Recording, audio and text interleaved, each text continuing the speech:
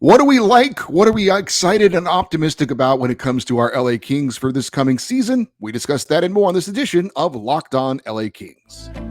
You are Locked On Kings, your daily podcast on the Los Angeles Kings, part of the Locked On Podcast Network, your team every day.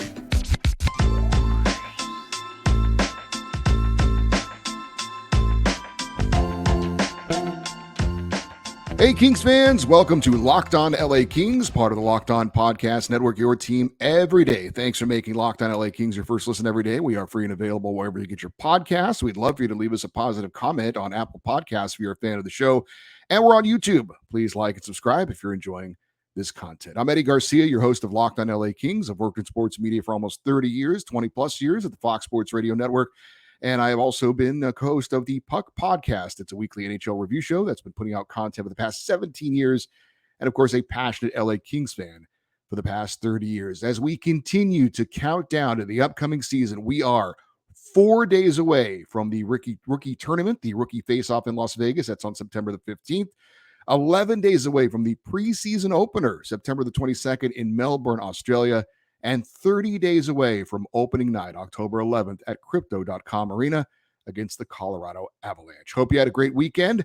Ready or not, the NHL season is only about a month away. So what do we feel good about?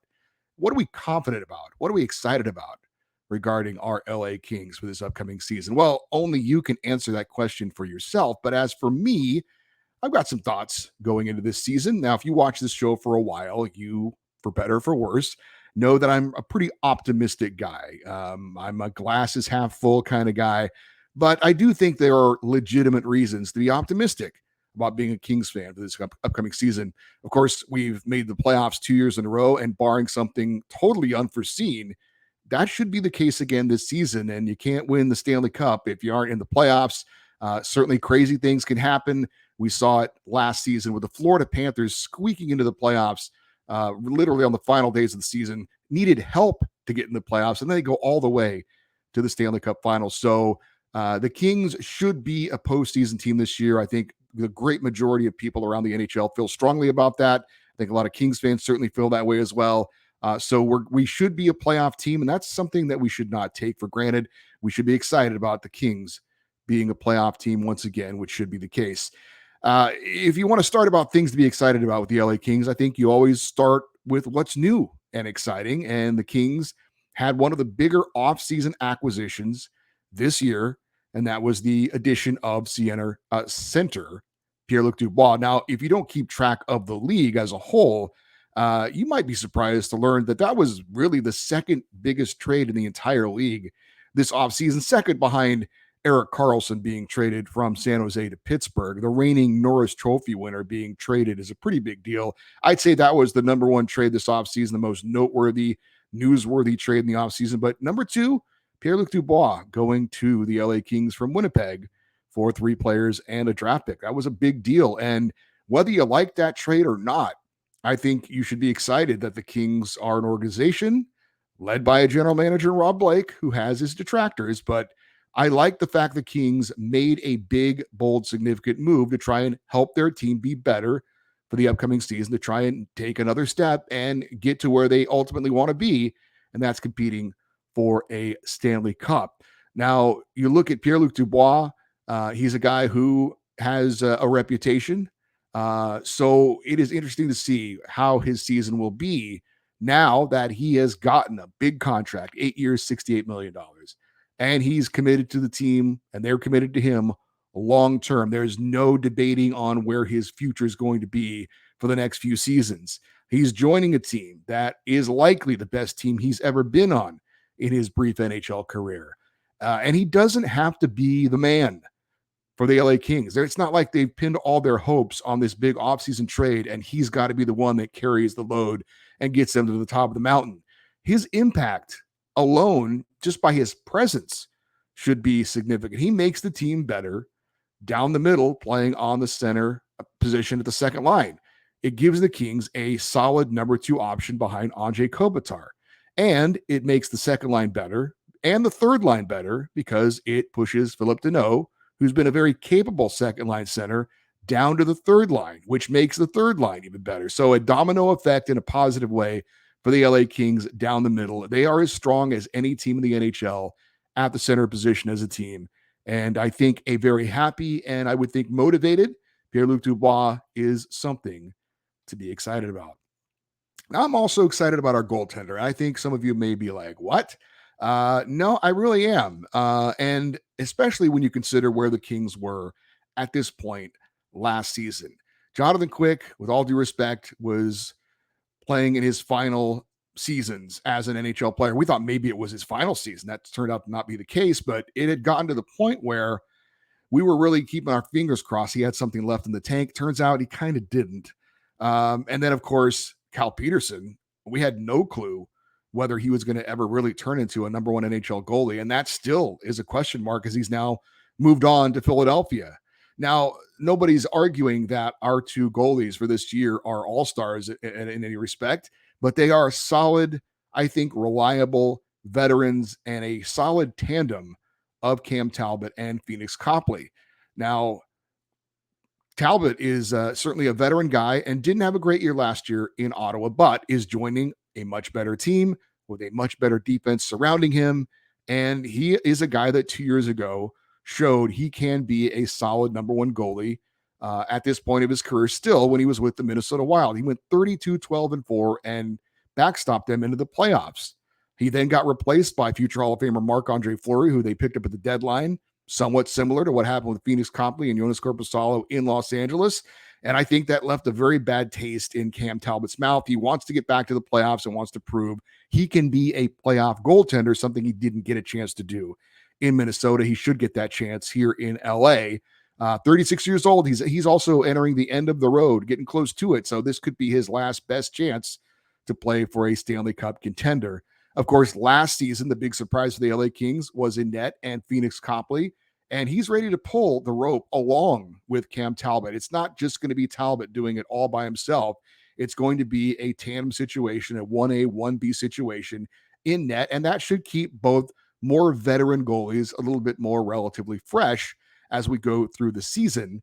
If one of them happens to get in a little bit of a slump, you've got the other one you can turn to that could fill in very capably as the full-time goalie for a while, if necessary, also if there's injuries as well. I think two solid, reliable veteran goalies in net for the LA Kings behind a solid team defense should be something that Kings fans are at least more excited about going into this season as we were a season ago. I'm excited to see what Adrian Kempe has in store for this season. We haven't really talked much about the man they call Juice this offseason, but what a great year he had last year, a career year for him, scoring 41 goals, 67 points, again, both career highs in both those numbers, finished 13th in the entire NHL in goal scoring. And the Kings have a legitimate number one go-to sniper on the top line, along with Anze Kopitar. Really elevated his all-around game as well. He's not just a one-dimensional scoring threat, but can play some defense as well. Is someone who's not afraid to, go into the corners if necessary. He's not, you wouldn't call him overly physical, but he's certainly not afraid to be physical as well. He was a plus 22 last year. So this is a guy, again, who is going to score, but he's also not a liability out there defensively, like a lot of guys who really focus on their offensive game. I think another 40-goal season for Adrian Kempe is very realistic, and I'll be interested to see if the 26-year-old who's now in the prime years of his career can elevate his game to another level. Now, last year, he added 6 more goals than he did the season before. If he can do that again and be over 45 goals, approach 50 goals, that's elite NHL goal scoring level. That's elite company. If he can approach the 50-goal mark, that would be huge for Adrian Kempe and the LA Kings. He proved last year he's a legitimate offensive threat. Do it again and even improve on it, and you could be one of the best offensive players, goal scorers in the entire NHL.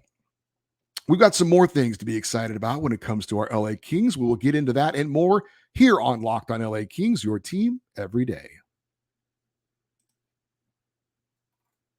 Hey, today's episode of Locked on LA Kings is brought to you by FanDuel. Football season has kicked off, and FanDuel is giving you a chance to win all season long because right now, when you bet on a Super Bowl winner, you get a bonus bet every time that team wins a game in the regular season. Just pick any team to win the Super Bowl, and you'll get bonus bets on every victory. You can bet on with those bonus bets, point spreads, player props, over-unders, and more. So visit FanDuel.com/lockedon and start earning bonus bets with America's #1 sportsbook. That is FanDuel.com/lockedon. All right, a few more things to be excited about, I think, for the LA Kings. One of them being something that we got a lot of excitement in last year, and that was the power play. Having a top 10 power play after being close to the bottom 10 the year before, a big reason why the Kings had such a great regular season, and that needs to be a factor again this season. It should be. Now, the Kings did lose some talent from their power play units, Gabe Vilardi, Alex Iafallo, Sean Durzi, but I'm pretty optimistic. Pierre-Luc Dubois, Arthur Kaliev, and either Brandt Clarke or Jordan Spence can take over those spots and be just as effective.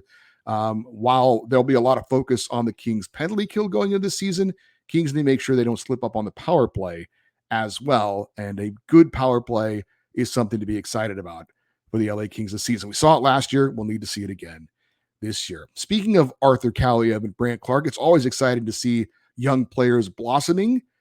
We have seen that in recent seasons with Gabe Vilardi last year, Adrian Kempe as well.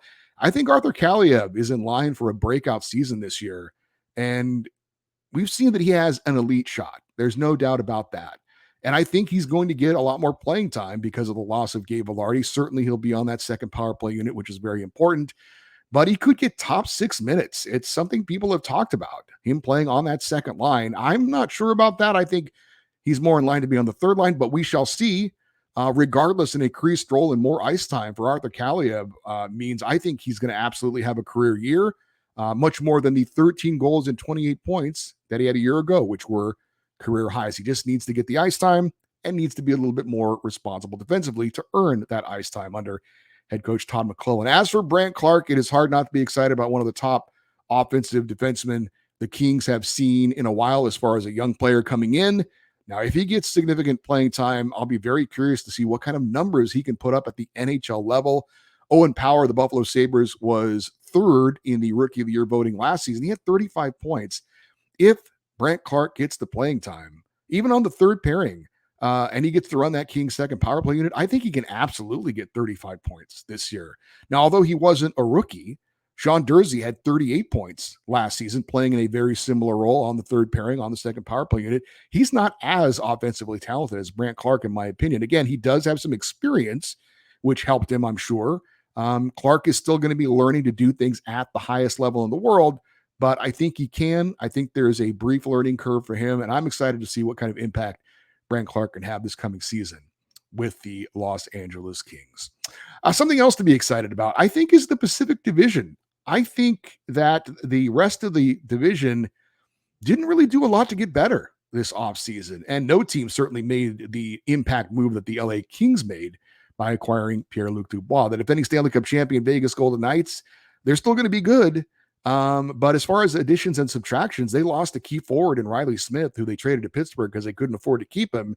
They did re-sign a few players, but didn't bring in anyone of note. So Vegas could still be as good, which obviously was good enough to win a title, but I don't see them getting better this season. Our playoff nemesis, the Edmonton Oilers, pretty much the same team as they were last year. Now, obviously, that was good enough to beat us with Connor McDavid and Leon Draisaitl.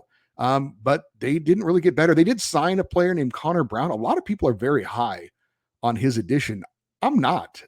He's not a bad player, but he's a role player. He's not a significant impact player, I don't think. And the Seattle Kraken didn't do much to speak of in the offseason. That said, they didn't do much to speak of last season either when it comes to making roster additions. They're a team that's building from within, using their draft picks and players they've developed, like reigning Rookie of the Year Matty Beniers. And I think a lot of people like myself are really interested to see if Seattle can do it again without any real superstars on their team. A lot of really good players. They play well as a team, and that's obviously important in the sport of hockey. But are they a one-hit wonder, or are they something that is building to be special in the Pacific Division? We shall see and get some answers on that this season. But it appears going into the season, you know, you have the haves and the have-nots with last year's 4 playoff teams, the Kings, the Golden Knights, the Oilers, and the Kraken. looking to be the top 4 again this year. And then you had the 4 non-playoff teams, the Flames, Canucks, Sharks, and Ducks, holding down the bottom 4 positions. And seems like they should be there again this year, especially the Sharks and the Ducks. As for the Flames and Canucks, they could be a couple of teams that could threaten. Calgary does have a new coach, but they lost their leading scorer, Tyler Toffoli, second year in a row. They've lost their leading scorer. Maybe a breath of fresh air with the old coach Daryl Sutter being gone, which apparently a lot of the players there did not want to play for him. And so maybe that helps them to be a little bit more optimistic about the season. And who knows, maybe the Pacific Division gets 5 teams in this year. Maybe either the Flames or Canucks don't necessarily move up in the standings, but that's good enough to get them in, because the Central Division, you've got the Avalanche, you got the Stars, you got the Wild, but Winnipeg, St. Louis, Nashville, all question marks, I think, to be playoff teams this year. So I think where the Kings are, what they've done to improve this offseason, and what the other Pacific Division contenders didn't do, I think should have the Kings excited for this upcoming season. It looks, at least on paper, like the one team that got better in the offseason in our division is the Los Angeles Kings. Up next, we remember what today is, what the date is. We'll do that next here on Locked On LA Kings, your team every day.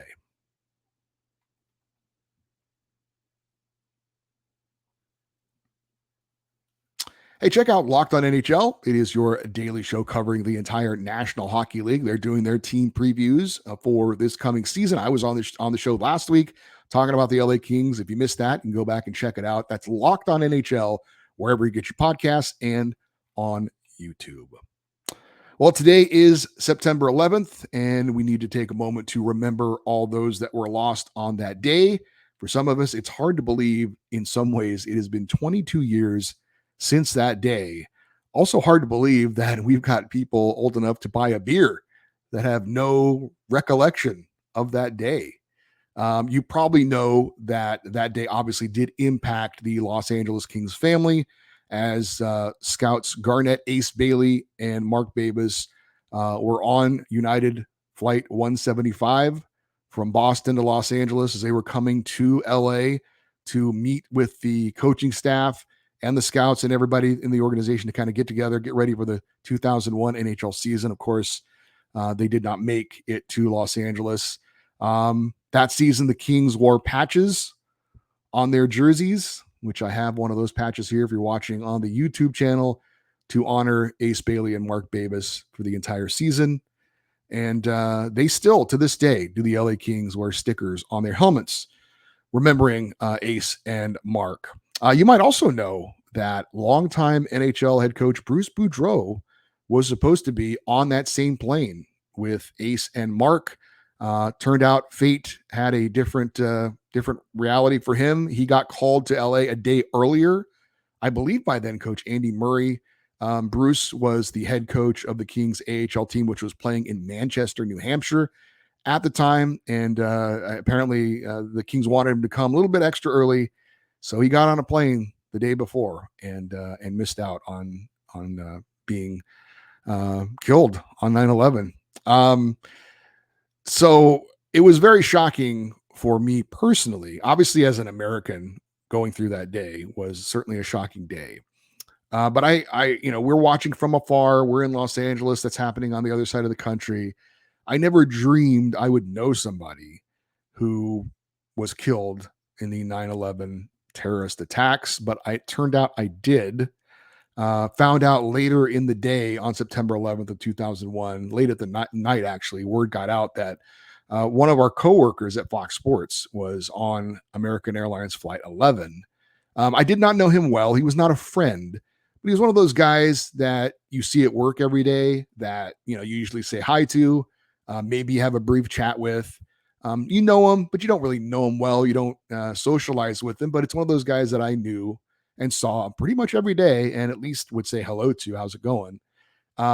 His name was Tom Pecorelli. He was a cameraman for Fox Sports. I worked on some TV shows behind the scenes, and he was one of the cameramen on the floor. And he was killed on 9/11. And to find out that I actually knew somebody I saw in my everyday life, even if he wasn't a close friend, when I found that out, it really made it personal, obviously, for me. So And his wife was actually pregnant at the time it happened. And I can't believe he now has a son who's 21 years old. So it's certainly a day I think we should all remember. I hope it's never a day that just becomes another day. I think for people who lived through it, who are old enough to kind of feel the impact of it, I don't think that will ever happen. As time goes on, maybe for other generations, it becomes like December 7th, 1941 for older generations, right? The Pearl Harbor attacks. That's like what it was for our generation. But I may have mentioned this before, but my wife is a huge Chargers fan, and we are going to see the Chargers play in New York first week of November against the New York Jets on Monday Night Football. Should be exciting. We're both huge football fans. Always have these fun sports trips that we plan every year. But we both have never been to New York, believe it or not. And we are both looking forward to visiting the 9/11 Museum and the memorial and get a chance to pay our respects to Ace and Mark and Tom and all those who were taken from us on that day. So it is a day to remember that. And I wanted to take a second to talk about it because, like I said, I hope it just doesn't become another day as time goes on. It was a day that obviously affected a lot of people, was very impactful in a lot of our lives, and obviously very impactful for the LA Kings family who lost Ace Bailey and Mark Babis. And hopefully they will never be forgotten. Certainly we are remembering them on this day. For you everydayers, those of you that listen and watch every day, coming up on tomorrow's show, we're going to flip the script on today's show. Talk a little bit about what we're concerned about, what we're worried about, what maybe we're not excited about with the LA Kings for this coming season. On Wednesday's show, we are scheduled to be joined by Locked On Canucks co-host Trevor Beggs, and he's going to talk about the offseason and this upcoming season for the Vancouver Canucks, who could be one of those sneaky playoff teams this year. Also going to ask him his thoughts on our LA Kings, what he thought about the Pierre-Luc Dubois trade, and maybe some of the things he likes and doesn't like about our LA Kings. And of course, we'll talk about the Pacific Division from his perspective as well. Thursday, we will have the opening day of rookie camp for the LA Kings. And that leads into Friday, when we will recap the Kings opening game of the rookie face-off in Las Vegas. And of course, on Friday, we will still have our weekly LA Kings fan feedback show. As always, if you would like to send us an email for that show, the email address is lockedoneddie@gmail.com, EDDIE, lockedoneddie@gmail.com. If you are watching on YouTube, you are more than welcome to post your thoughts in the comments section below. Would love for you to stay connected with the show by following us on Twitter and Instagram. We are at Locked On LA Kings. I'm Eddie Garcia. Thank you as always for listening and watching this episode of Locked On LA Kings, part of the Locked On Podcast Network. Have a great day. We will talk to you tomorrow. And as always, go Kings go.